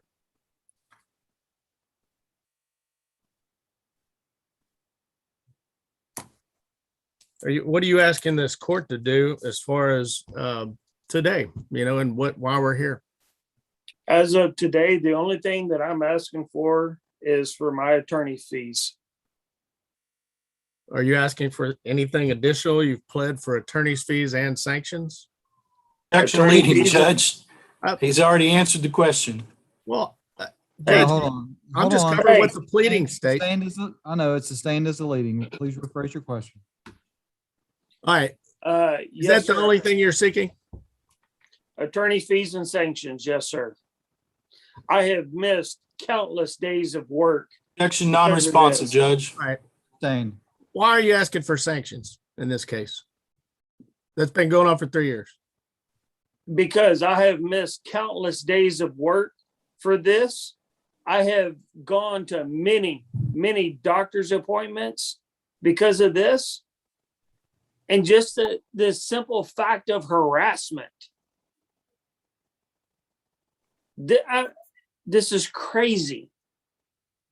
She's damn near Objection 20 years non-responsive, old. Judge. Sustained. you're- At this point. Next question. All right. Is there anything else you'd like to tell this judge about this case before we finalize this? Yes, sir, I would. Objection to the form of the question, Judge. Overruled. You can continue, sir. Thank you. Last night, my daughter drove in from San Marcos. My daughter slept in the same bed with me. This is crap. And what they are trying to do is BS. I don't know what else to say, but what they're trying to do is BS. And they have tried for the last 20 years to get me on something. Your Honor, I'm finished. Thank you. That's all we have, Judge. Mr. Pass Kincaid, away. your witness. Judge.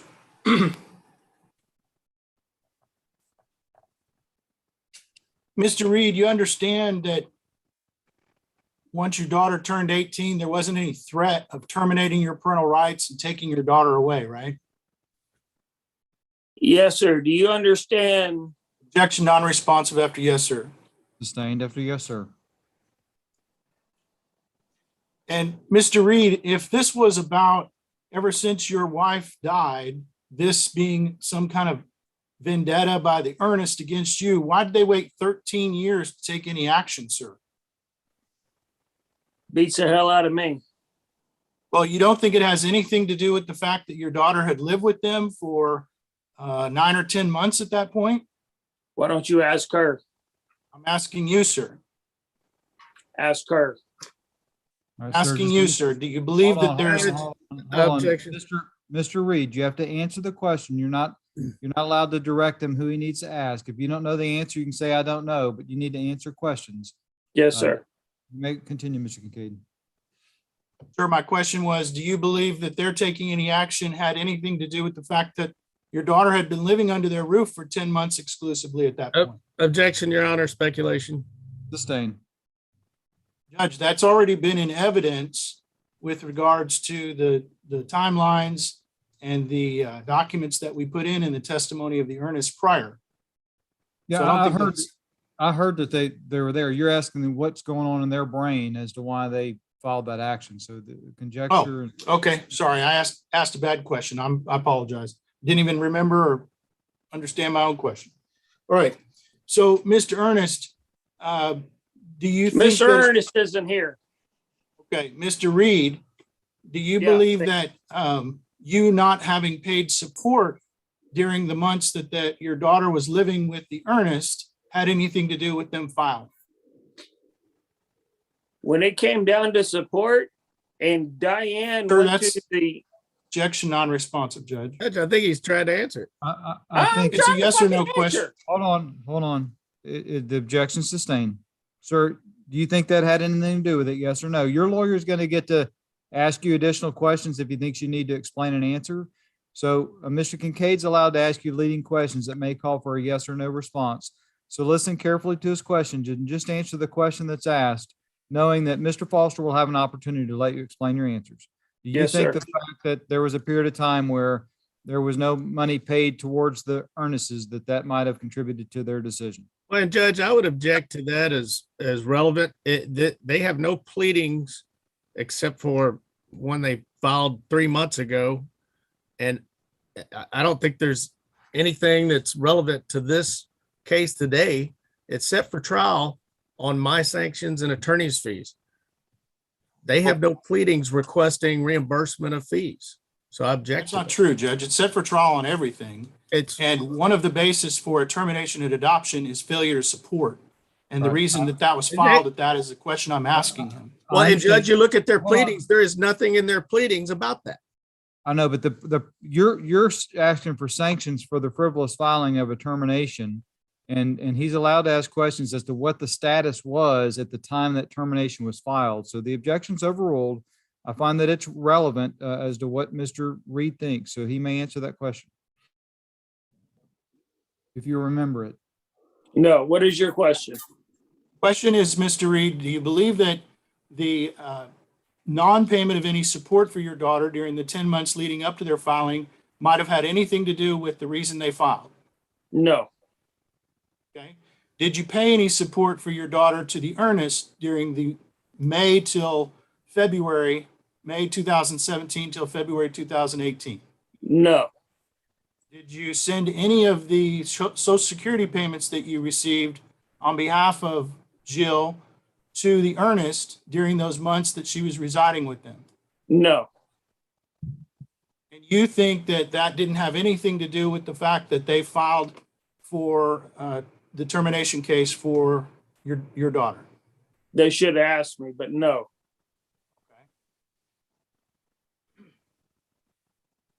Do you deny telling Mr. Ernest that you couldn't do anything with Jill to just take her? No, Okay. So withdrawn.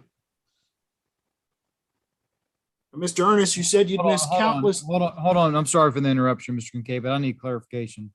His question, Mr. Reed, was, do you deny saying that? And you said no, which tells me that you did say it. I want to make sure I understood that correctly. Did you tell him that or not? no, I did not. Okay.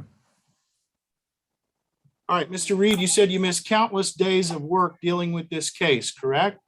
That is correct. You think that's a basis for why they should have to pay your attorney's fees? Why not? I'm asking you the question. Is that a yes Yeah. or a no? That Okay. is a yes. All right. And so do you think that them dealing with your daughter's health issues or day-to-day schooling and all of that during those 10 months, and then another 10 months after that, should be a basis for them getting any kind of compensation from you? Tell me what day that I did not provide insurance. Didn't ask about insurance, sir. I said support. We just went through. I don't give a And you damn. told- You asked me about insurance. I She didn't has ask about it. had insurance from the day she was born. Mr. Reed, let me finish my question and then we'll go from there. We just went through, you didn't provide any of the Social Security money to the Ernest, nor did you provide any support out of your pocket during that time to the Ernest, correct? That is correct. Okay, so my question is the basis for you wanting them to pay your attorney's fees is you missed a bunch of days of work? Wouldn't the equivalent be that the Ernest spent a whole bunch of days taking care of your daughter that they were never compensated for by you? Do No, you think that's a fair response? no. Okay. And what exactly is it that was harassing to you by the filing of this petition? Exactly. The filing of this petition. Think that that was harassing, so there hasn't been any justifiable reasons that the Ernest would have filed that? Did they ask for anything? Sure, again, we're asking the questions, you just need to provide answers. No, Do you think supporting your daughter is a bunch of BS? no, Then why didn't you? I did. What support did you provide while she was living with the Ernest? Contrary to most belief, I talk to my daughter on almost a daily basis. Okay, well, I'm asking about financial support, Mr. Reed. What financial support did you provide the Ernest while your daughter was living under their roof? None. And you Did they think that ask for that's- any? Did they ask for any? Judge, can we please ask the witness? All right, Mr. Reed, quit Yes. asking questions. Your lawyer is going to make the arguments. You've got a very good lawyer that knows the arguments that he needs to make to try to convince the court to do certain things. I Yes, need sir. you to just focus on being a witness, and that means just answering questions, not asking questions. Mr. Yes, sir. Kincaid, next question. So, Mr. Reed, you think it's BS in your terms that the Ernest would be asking this court to order that some support be paid for your daughter while she was with them? No, Then why would you think that they should be paying your attorney's fees? because I said so. All right, pass the witness, Judge. Mr. Did you, Mr. Foster, Donovan, did you initiate these proceedings? No, sir, I did not. Did you do anything to make it go over 3 years? No, sir. Have you done everything you can to try and end it? Yes, sir. Were you providing health insurance for your daughter throughout this whole time? Yes, sir. And how much was that insurance a month approximately? I'm gonna say $100 a month. I don't know without Okay. my paperwork from work. That's fine. And as far as the Ernest's, did they ever ask you for financial support while your daughter was living with him? No, sir. Pass the witness, Judge.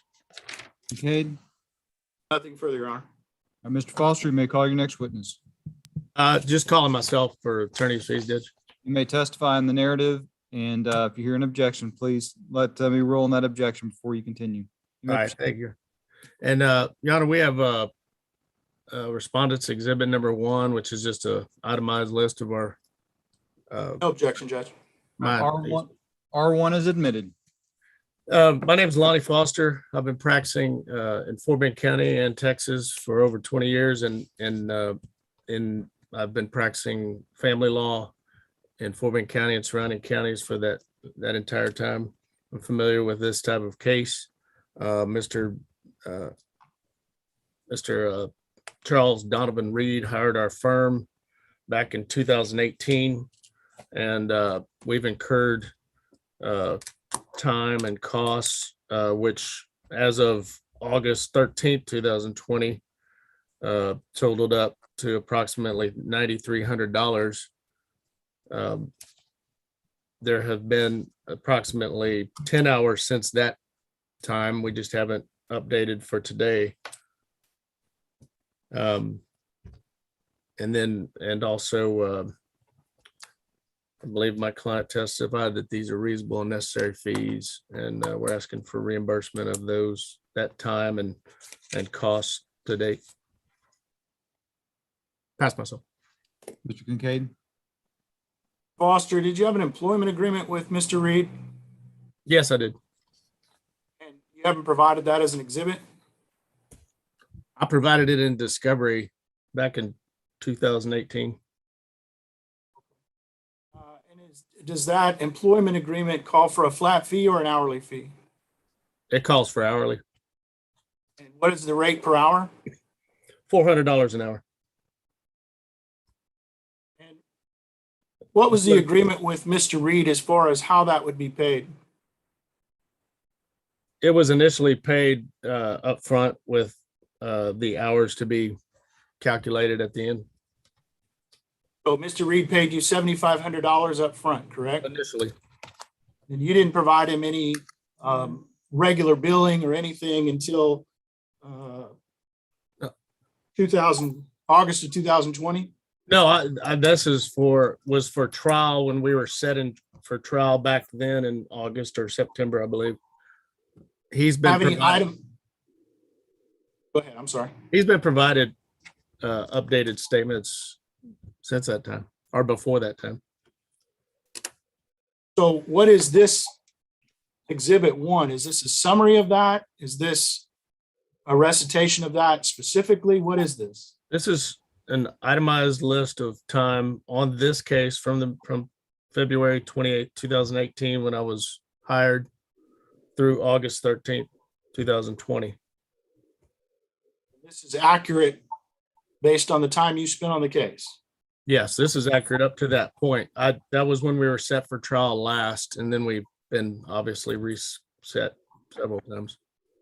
Mr. Foster, you created this list in August of 2020, correct?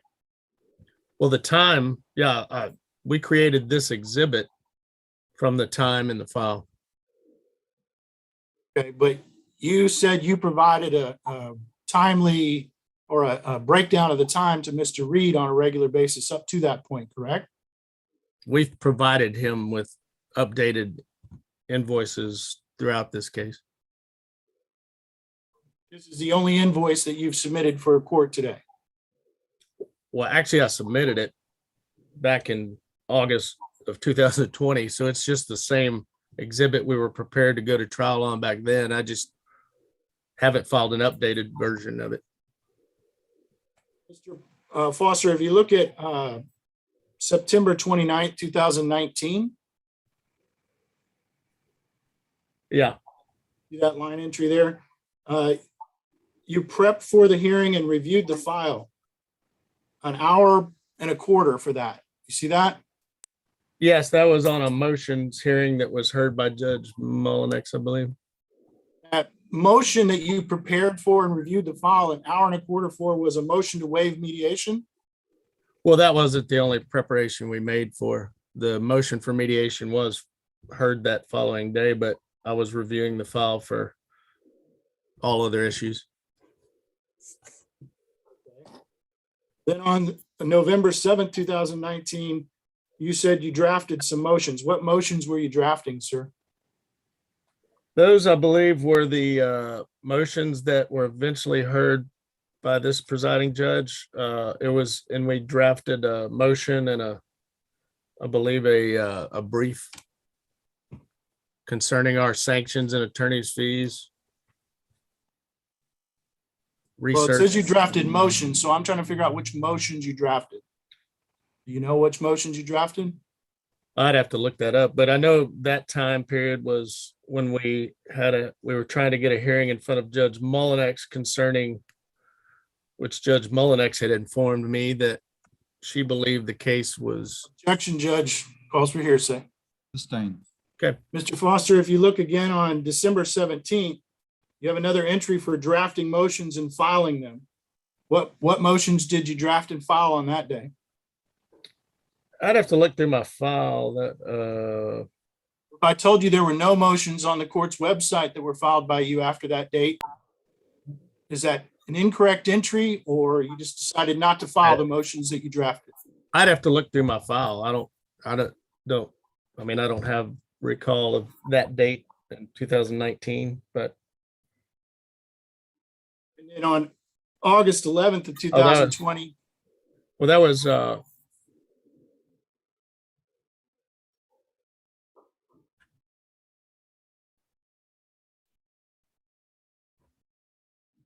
okay, go ahead. on August 11th of 2020, you're billing 3/4 of an hour to put together this spreadsheet or bill or exhibit, whatever you want to call it, correct? Yeah. And this is just a summary of the previous bills that you said that you'd sent to Mr. Reed. Well, previous statements and then also review of time that hadn't been accounted for. And that's the accurate amount of time that it took to go through the file and come up with a exhibit to file with the court. That's the witness, Judge. Mr. Foster, any redirect? No, Your Honor, Any other witnesses you'd like to call, Mr. Foster? that's all we have, Judge. All right, respondent rest. Any rebuttal, Mr. Kincaid? No, Judge. All right, I'm going to give each side a brief closing. Each of you have 5 minutes or so. Mr. Kincaid, since you represent petitioner, you may proceed. Thank you, Judge. Judge, this case should have been and always has been about this girl, Jill Reed. It's obviously a difference of opinion as to what was in her best interest at the time. But that's not really the focus. The focus in this case has been about money by Mr. Reed. Everything's been about money. But if you look at Mr. Reed, was it right that he didn't send any money to support his daughter? No. And he adamantly says he doesn't think he should, essentially. That wasn't something that would have been something he would have done, doesn't think it was required. Was it right that he kept all the funds from the Social Security and didn't provide any of those for the support of his daughter? No, because it was about the money for Mr. Reed. He collected those funds, used them for his own benefit, while his daughter spent 20 months with her grandparents with no support from Mr. Reed. He was getting the money from Social Security. He never paid any of it to the earnest. He got the money from the earnest whenever their period of possession or the child no longer lived with them, went back with dad. They immediately turned over $5,000 to Mr. Ernest. So he got that money. And now he's here today saying, give me another check. I shouldn't have had to gone through all this. Well, I think the key thing for the court in this whole situation is that it doesn't matter if Mr. Reed felt offended or upset or anything else. For you to sanction Mr. and Ms. Ernest, you have to find that they filed this for the purpose of harassment. It's an intentional thing. It isn't just what was the result. Oh, okay, he was upset. That's not the measuring stick, Judge. The measuring stick is, did they file this for the purposes of harassing Mr. Reed? Well, obviously the answer to that is no. We pointed out through the testimony and the evidence multiple things that led up to the filing of this case. The reasons was no contact with this child for over 6 months by Mr. Reed. The reasons were stated that Mr. Ernest testified, Mr. Reed told him, take her, I can't do anything with her. That was at the time when she was being checked into the hospital again for another period that she had to spend there because of the issues she had going on, and they couldn't get Mr. Reed on the phone. His brother had to get him on the phone and tell him, get over there to the hospital so you can get your daughter checked in because the Ernest can't do it and she needs assistance. That's another reason why they filed this, was to get things in order so that if they were going to have this child long-term, which they had already at that point, they were going to be able to take care of her and take care of her needs. And she had a lot of them at the time. You can deliberate or you can debate all day long whether or not the Reed should have filed a SAPSER or a termination or something else for that matter. But that's not the issue, Judge. The issue is, were there zero justifications for them filing the pleading at that time? And I think it's clear that there were plenty of justifications for them filing the pleading at that time. Dad hadn't had the child for over 6 months or had any contact or minimal contact, whichever testimony you believe. Dad hadn't supported the child for over 6 months. All of those things lead to the fact that this was a legitimate case that got filed. They can argue all they want about whether that offended Mr. Reed or upset him, but that's not the way the court needs to apply the law. The law needs to be applied in that, did they do it for the purpose of harassing? And there was not a legitimate purpose for the suit. They didn't do it. There was zero testimony about their intention for filing the suit other than the legitimate reasons that they set forth. That leads me to say there's absolutely no reason why this court should award Mr. Reed any attorney's fees in this case, because things happen and litigation happens. And the fact that he was offended by that or got upset by that is not the measuring stick. The measuring stick would say no justification for any attorney's fees. Now, on the Ernest side, they've got time that they've had to support this grandchild. And did they get any support for that? Well, they did at the very end. They got a little bit of Social Security. But if you add up what they got and then what they turned around and gave back to Mr. Reed that they hadn't spent on the child, they really didn't get much support for the 20 months they had this child. Is that really the issue? Is that really what they want? Absolutely not. But if Mr. Reed is going to push forward that they ought to be sanctioned for this and that they ought to pay his attorney's fees for this, then they ought to get what's due to them. If everybody ought to be accountable, so should Mr. Reed. And that's the basis of their case. We ask this court to award them a judgment for the fees that for the support that Mr. Reed failed to pay, and to deny his access, to deny his request for attorney's fees to be paid on behalf of the Ernest for them taking care of his granddaughter. Thank you, Mr. Sorry, Gutierrez. his daughter. Sorry, Judge. Mr. Foster, your closing. Thank you, Your Honor. Judge, this is about more than denying this father's access. These maternal grandparents filed a termination of his parental rights. And you can't go and say, you can file whatever you want. That's why they have frivolous pleadings and harassment to prevent this type of thing. If they thought that they made a mistake and they're blaming their old attorney and, oh, I don't know what he did, and I everybody else, let's sanction them. Let's make them pay for it, because they could have dismissed it immediately once they found out what they were actually filing. They knew what they were filing. They had a vengeance against Mr. Reed all these years, and you can believe one side or the other, but sometimes it's hard to do that, Judge. We've got the one in the middle. Jill, she testified. She clears up what's right and what's wrong. Her dad kept contact with her throughout this time. Not what the Ernest has said. Oh, he never contacted her at all. That is just not true. You heard it from the little girl's mouth. Her dad was always there for her at school events, going to the doctors. So he was always there. This case was filed over 3 years ago, Judge. They had every opportunity to let this go away. And opposing counsel is arguing that my client's all about money. The only reason he had to pay money was because they filed to terminate his parental rights for the rest of his life. And that is wrong. That needs to stop. That is why people cannot just file what they want. They need to be sanctioned, and they continue to do it without any remorse. And then on top of that, they decide once they think, oh, well, the judge might hit us with some fees. Let's file in March of 18th of this year. Let's file something to try and recoup some of our losses. Oh, we had, losses. And Jill was 20 years old when they filed this amended suit affecting parent-child relationship. There was never a suit affecting parent-child relationship in this case until March of this year.